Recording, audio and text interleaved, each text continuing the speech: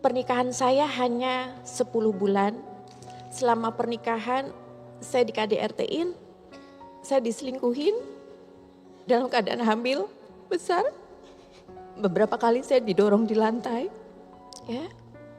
Itu di rumah saya. Assalamualaikum warahmatullahi wabarakatuh. Waalaikumsalam warahmatullahi wabarakatuh. Saya Roro Fitria ingin menyampaikan suatu titian hijrah saya, di mana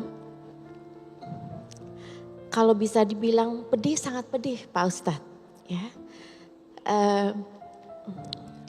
8 tahun yang lalu saya diberikan ujian yang sangat berat dari Allah SWT yang mengakibatkan saya harus berpisah dengan lingkungan saya, dengan keluarga saya selama 2 tahun.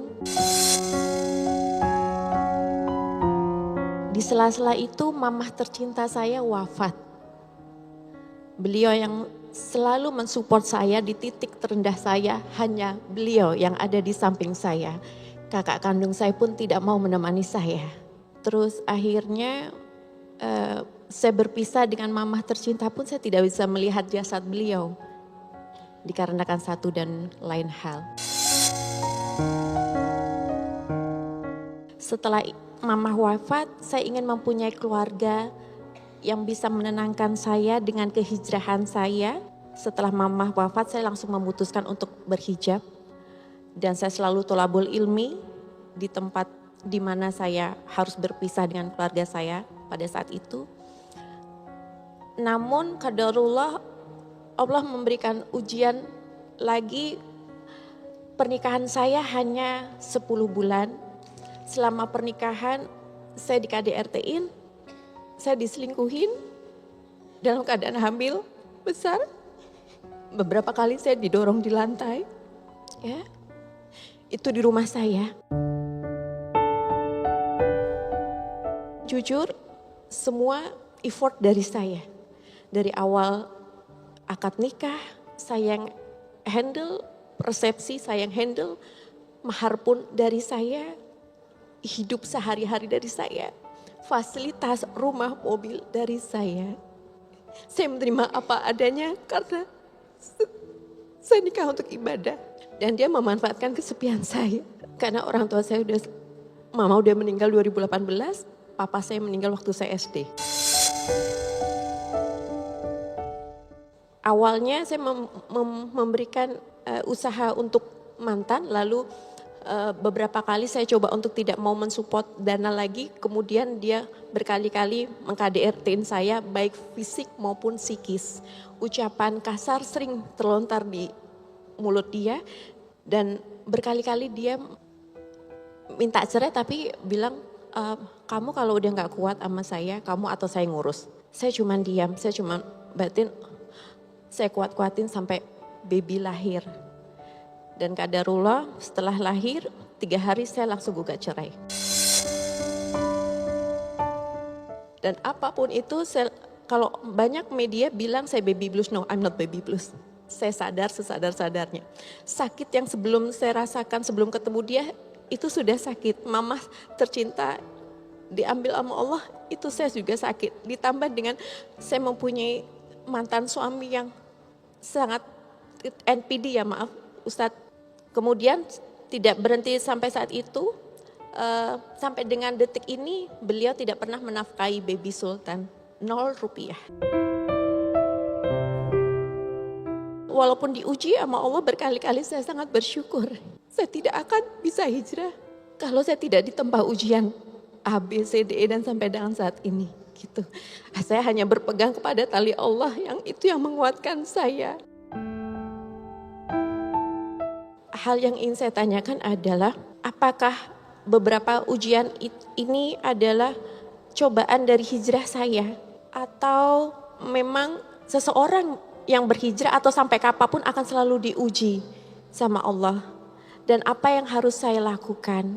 Itu yang pertama. Yang kedua, apa hukumnya seorang mantan suami yang tidak pernah memberi nafkah kepada anak? Apa imbalannya entah di akhirat atau apa?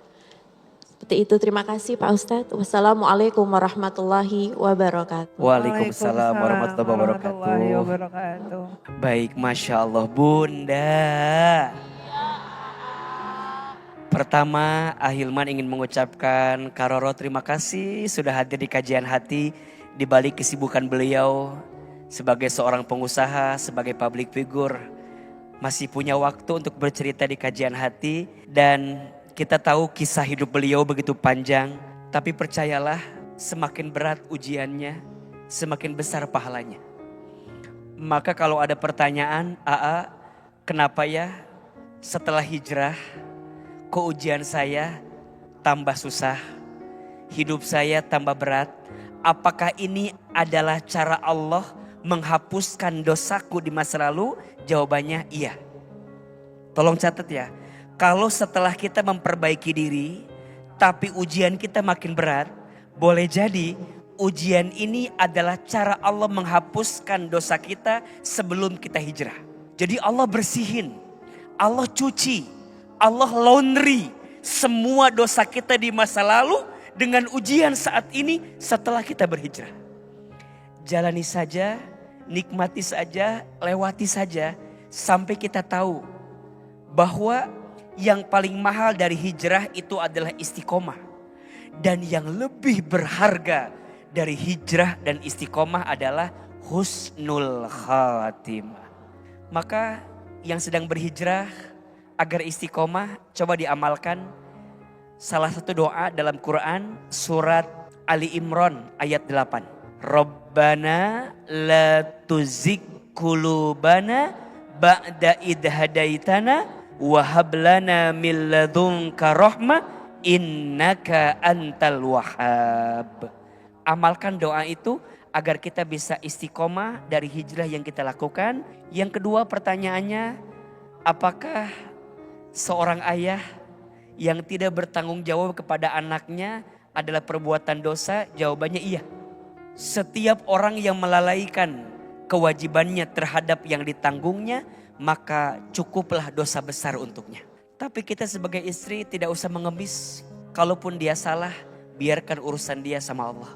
Urusan kita hanyalah mengingatkan, jaga anak ini dengan baik. Karena percayalah, setiap anak punya rezekinya masing-masing. Dan Kak Roro tidak usah merasa kehilangan. Justru kita harus bersyukur. Kadang Allah melepaskan kita dengan orang yang tidak mencintai kita. Justru Allah sedang menyiapkan kebahagiaan untuk kita. Salam buat Sultan. Semoga tumbuh jadi anak yang soleh. Dan Kak Roro juga semoga bertemu dengan sosok laki-laki yang lebih soleh. Amin, amin, lebih amin. baik. Pengestu, Insya amin, amin. Allah. Aku ingin mengulang, aku hijrah, tapi mamah masih tetap ada. Jadi aku ingin berubah seperti ini ketika mamah masih ada gitu. Mama lihat hari-hari aku sekarang kan. Udah 7 tahun. 7 tahun aku hijrah buat mama. Setiap hari, setiap waktu.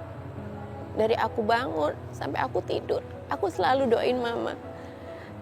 Setiap hari aku kirim Yasin buat mama.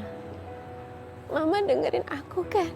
Dan mama lihat aku sekarang udah punya baby Sultan. Cucu yang paling mama tunggu-tunggu. Tungguin aku ya, Ma. Aku janji akan ngumpulin pahala sebanyak mungkin buat mama. Sampai kita nanti kumpul lagi di surganya Allah. I love you, Mama. I love you.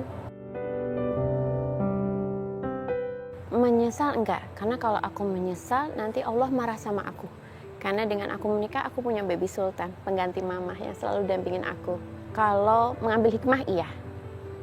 Jadi, tempo hari kan qadarullah dari ta'aruf. Sekarang aku nggak begitu, bukannya tidak mempercayai ta'aruf, tapi lebih selektif lagi, lebih berhati-hati lagi dalam ta'aruf. Unek-unek atau isi hati yang terdalam yang dari beberapa ujian dari Allah udah aku sampaikan. Dan alhamdulillah Ustadz Hilman sudah menjawab dengan dalil-dalil agama juga, jadi aku lebih tenang.